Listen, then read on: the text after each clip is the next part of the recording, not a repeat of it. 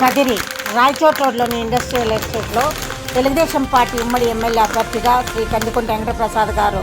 గెలుపొందిన సందర్భంగా బాణసంచా పేల్చి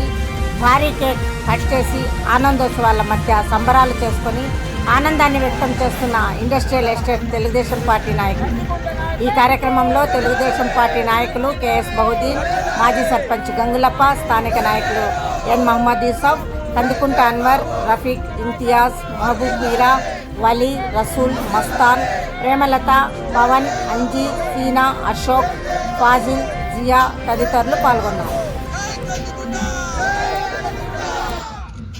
కదిరి నియోజకవర్గంలో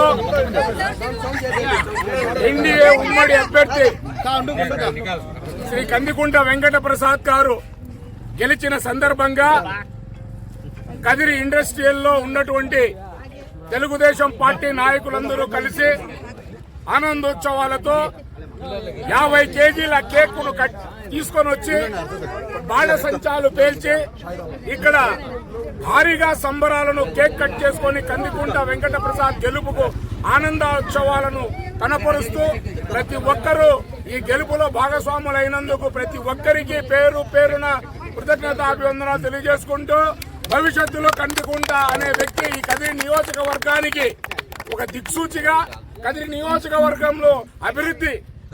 అభివృద్ధిని కాంక్షించి ఈ నియోజకవర్గంలో పారిశ్రామికంగా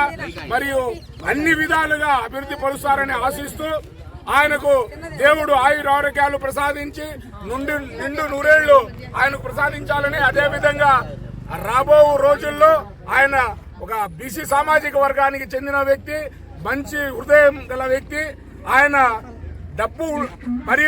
డబ్బును ఇంకోటి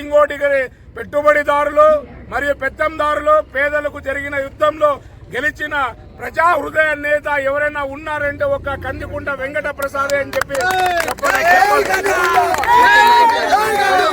ప్రజలు పెట్టుకున్న నమ్మకాన్ని ఒమ్ము చేయకుండా ఈ నియోజకవర్గ అభివృద్ధికి పాటుపడతారని, భవిష్యత్తులో కదిరి నుంచి